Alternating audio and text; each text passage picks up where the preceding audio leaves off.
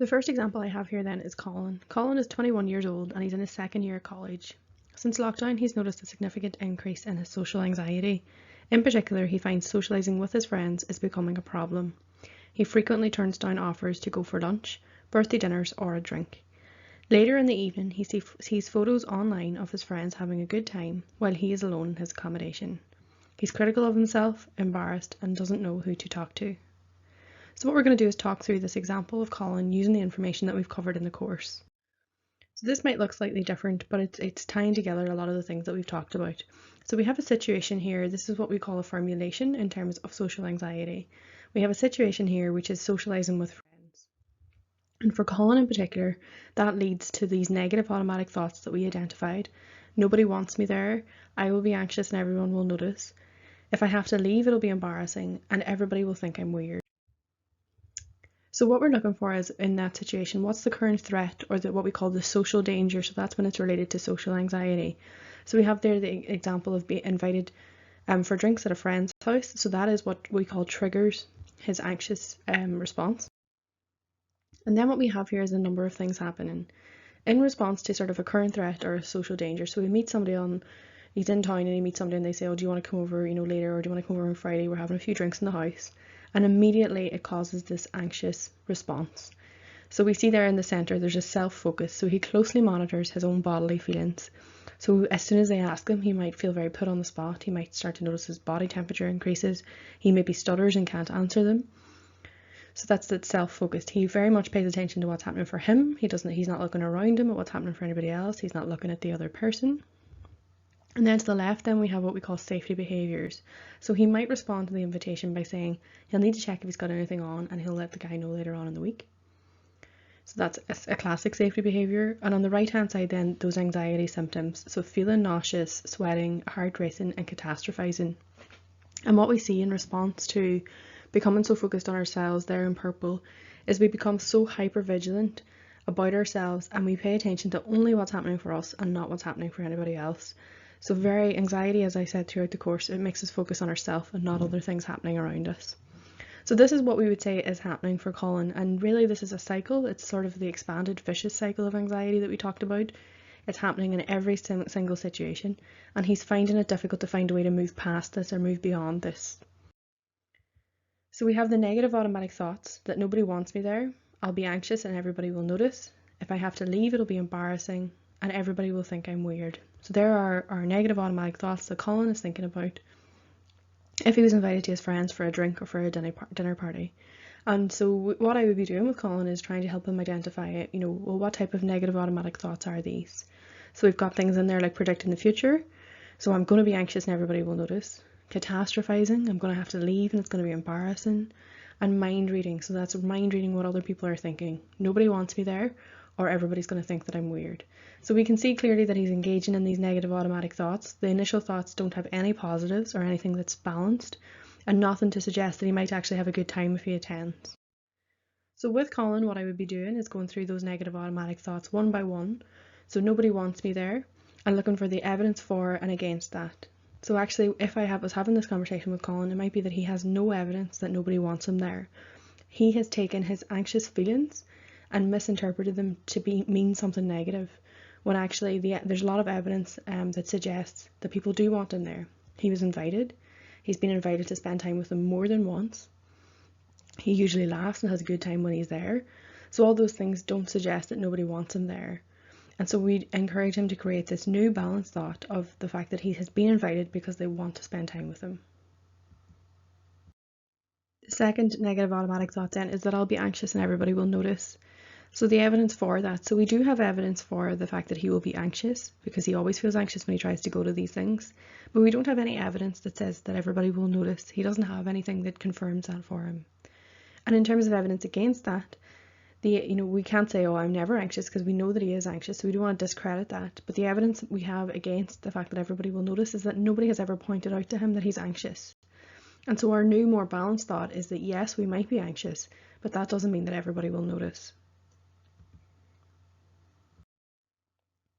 The third thought then, if I have to leave, it will be embarrassing.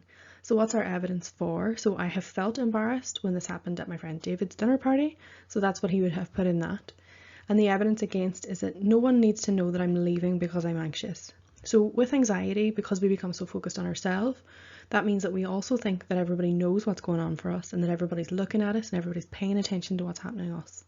Sometimes we could leave something and nobody might notice that we've gone, or we could leave for all sorts of reasons. But because anxiety is so overwhelming at times, it makes us think and it sort of convinces us that everybody knows that's why we're leaving. And actually, that's not the case. So nobody needs to know that I'm leaving because I'm anxious is evidence against.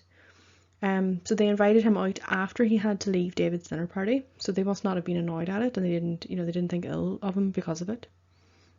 And another thing is that somebody, his friend Peter called him the next day to see if he was okay. So that shows that there's care and compassion for him rather than any judgment. So our new balanced thoughts then, things like, if I have to leave, it will feel embarrassing, but maybe I can make a plan for how I could leave. So rather than avoiding it completely, we're now looking at, okay, well, if I have to leave, how do I make that happen? The people I will be with are my friends, and they might actually understand if I tell them. So sometimes we would encourage somebody to communicate to the people that they're with what's happening, because that takes some of the power and control of the anxiety away. And the last one then, if I have to leave, I can use a different reason. So sometimes, as I said, people get so caught up in the anxiety that they forget that maybe we have to leave because somebody's picking us up, or maybe we've got something to do in the morning. And those are all valid reasons that maybe we can share with people if we don't know them very well, that don't have to, I suppose, express how anxious we actually are.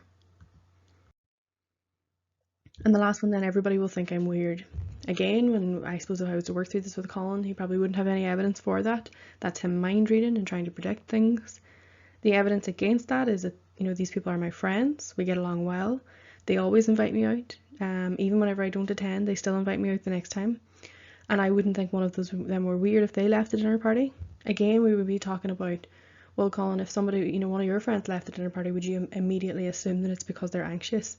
And usually for other people, we can identify, no, it might be because they have to go somewhere the next day, or, again, that idea of somebody's picking them up. There could be loads of reasons. But for ourselves, when we're experiencing anxiety, it keeps coming back to that. So our new balanced thought would be, I shouldn't try and mind read what my friends are thinking. And if I'm going to somebody else's house with my friends, it's because they've invited me. So again, looking at the positives, there were no positives in those original thoughts. So that's what we would be looking at. Then we're going to come on to look at Colin's behaviours. So there's a clear avoidance there from Colin in terms of him turning down invitations, so we can see that.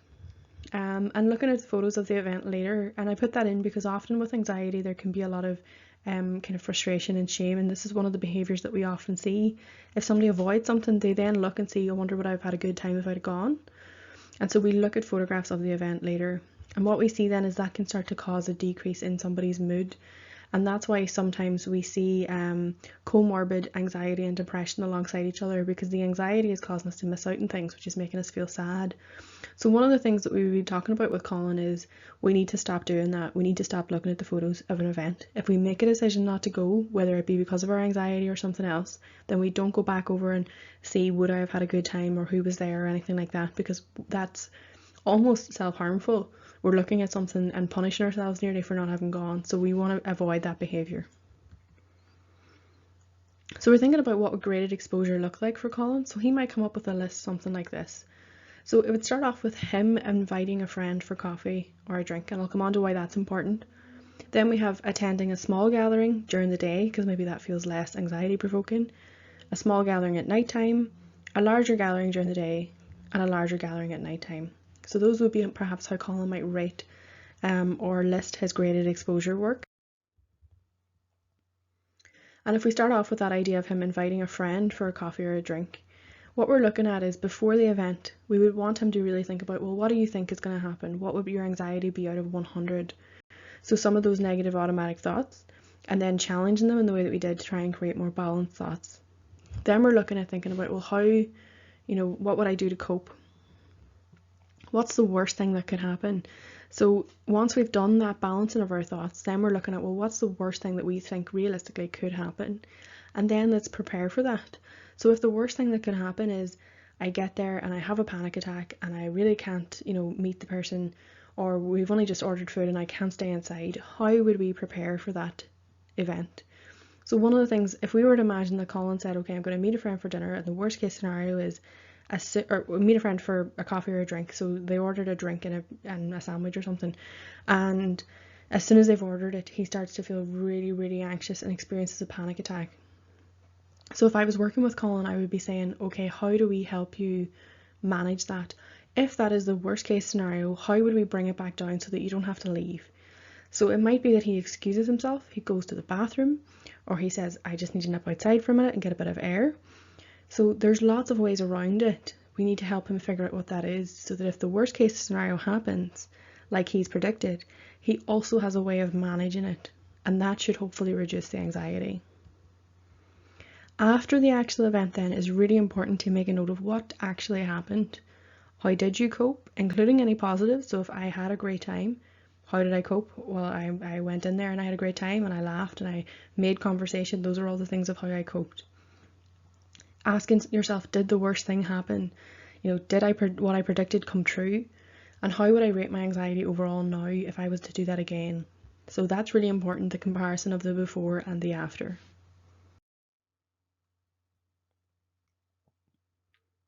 So some practical things that Colin could also do. So if he knows that he feels very shaky and tense beforehand, then part of our working together would be encouraging him to increase his daily exercise to try and help burn off that extra energy. So I would be telling Colin, if we're going for a coffee with a friend in 2 weeks' time, every day before then, 10, 15 minutes, get out there, get a bit of exercise, burn off that extra energy before it even happens. Reduce your caffeine intake to 0. You don't need any extra adrenaline pumping through you. You don't need anything else that's going to hype you up. Even one coffee, you would be surprised whenever you're feeling anxious, when you've got anxiety about something in particular, one coffee, even if you always have a coffee, can have a significant impact. Encouraging them to do things like wear loose clothing and wear layers, so that if you're cold, you can put extra layers on, and if you're too hot, so wear a jumper with a t-shirt underneath it. Wear loose clothing, comfortable things that allow your body to breathe in the situation as well. Carry some water with you, be drinking it beforehand and after and during. Remember what we were talking about your fight or flight response, so communicating to your body this is okay, getting that digestive system back on board to try and alleviate that nausea and things like that. And each time his anxiety peaks before the event, what I would be saying is, can you make a list? Can you give me a reason as to why we're doing this in the first place? Because the motivation has got to be there. We've got to want to have fun with our friends. He wants to be sociable. He knows that he's going to have a good time when he's there. If we don't have that motivation, then why are we doing this in the first place? So then each time that we have this wave of anxiety, we want to meet that with a wave of, hang on a minute, why am I putting myself through this? So get that list ready as well. Other things are about repeating this exercise until his anxiety levels have reduced to a more comfortable level. So as soon as he goes for coffee or a drink once, that doesn't mean he moves straight on to the next thing on the graded exposure. Arrange to do that again, maybe in a fortnight's time, and keep doing it until his anxiety comes down to what feels more manageable. Keep making the note of what the anxiety feels like before and afterwards, like I said. And sometimes if it's a good friend, if it's a trusted friend or a family member, and say an exercise like that where we're inviting them for a drink or a coffee or something, that sometimes naming the anxiety is the best thing that we can do. Explaining to them, I would really like to be able to do more of this, and part of the reason I haven't is because I'm so anxious, so I'm kind of here trying it out to see how it goes. Naming it and putting it out there takes a little bit of the power and control away from it. And that links to that last point that I have. And the second last one about choosing a venue that you feel more comfortable in, somewhere that's maybe bright and airy. That the tables are further apart, particularly at the minute with COVID, if there are particular restrictions, that you're aware of what they are.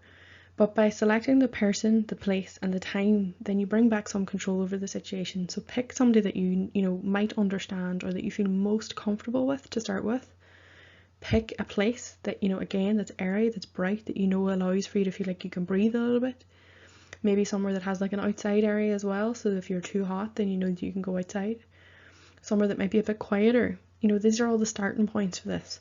And pick a time, so go at a quieter time. Avoid lunchtime when there are too many people around. And bring back some of that control. This isn't about you kind of facing your anxiety. This is you going, no, actually, I'm going to choose how I'm going to do this first.